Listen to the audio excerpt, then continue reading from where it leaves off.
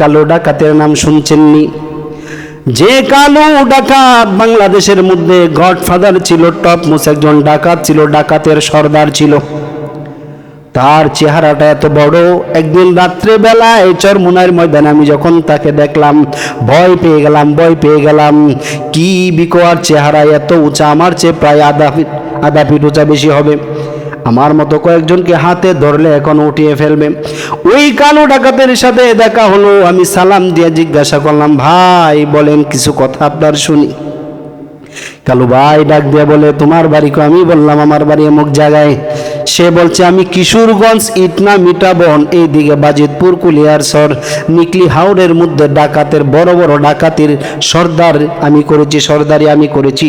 সেখানে আমাকে বাঘ না দিয়ে কেউ ডাকাতি করতে পারে নাই। এত গুনাহ করছি, এত ডাকাতি করছি, আহারে নাজিম কত গুনাহ করছি জানা নাই। ওই কালু ভাইকে কে বা কারা যখন চরমুনার ময়দানে দাওয়াত দিয়ে নিয়ে আসলো, ওই কালু ডাকাত যখন চরমুনার ময়দান স্টেজে প্রথম স্টেজের নিচে বয়ান শোনা শুরু করে দিল, পীর সাহেব হুজুর যখন বয়ান করা শুরু করছে, রে যুবক, আর ওই আল্লাহর গোলাম এতটিকে কান্নাকাটি করেছে, এত কান্নাকাটি করেছে, কান্নাকাটি করে আল্লাহর দরবারে কান্নাকাটি করে তওবা করছে, মাবুদ জীবনে যত গুনাহ করেছি মাফ করে দাও, আমি তো ডাকাত, কত মানুষের মাল লুণ্ঠন করেছি, কত মানুষের হক আমি নিয়েছি, কত মানুষকে আঘাত করেছি, এত গুনাহ নিয়ে যদি তোমার কবরে যাই, ওই কবর তো আমার সাথে ভালো আচরণ করবে না রে আল্লাহ। আমার রবের দরবারে যখন কান্নাকাটি শুরু করে দিলেন, আমার রবের কুদরতি দিলে জোশ মারিয়া উঠছে। ওই কালো ডাকাতকে আল্লাহ হেদায়েতের মালা পরাইয়া এখন এত লম্বা লম্বা দাড়ি মেহেদি দেওয়া, মাথায় পাগড়ি জুব্বা, এখন দেখলে মনে হয় খাস একজন আল্লাহর ওলি। ওই চরমুনার ময়দানে কালো ডাকাতের মতো কত মানুষ যায় দিলের পরিবর্তন হয়। ওই ময়দান হলো খাস আল্লাহওয়ালাদের ময়দান। হক্কানি রব্বানি উলামা ইকরাম সেখানে বয়ান করে, আর এই বয়ান শুনিয়া মানুষের দিলের পরিবর্তন হয়।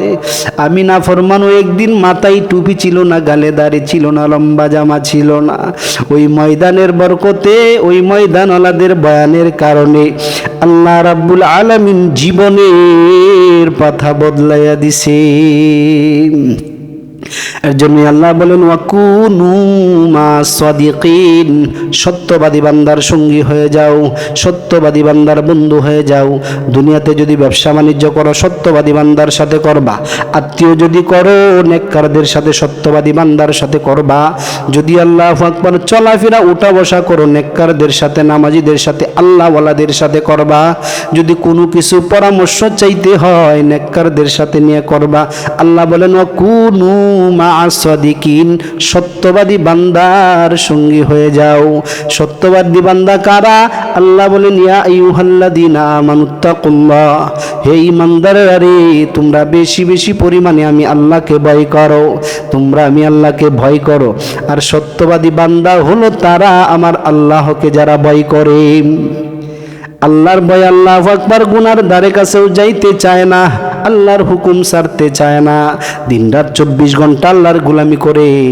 চিন্তা করে আমার চোখের দ্বারা কি আমার আল্লাহ রাজি খুশি কিনা, আমার জবানের দ্বারা আল্লাহ রাজি খুশি কিনা, আমার ব্যবসার দ্বারা আল্লাহ রাজি খুশি কিনা, আমার চাকরির দ্বারা আল্লাহ রাজি খুশি কিনা, আমার স্ত্রী সন্তানদের সাথে যে আমি আচরণ করি এটার দ্বারা আমার আল্লাহ রাজি খুশি কিনা, বন্ধু বান্ধব সমাজের সাথে যে আচরণ করি চলাফেরা করি এইটার দ্বারা আমার আল্লাহ রাজি খুশি কিনা।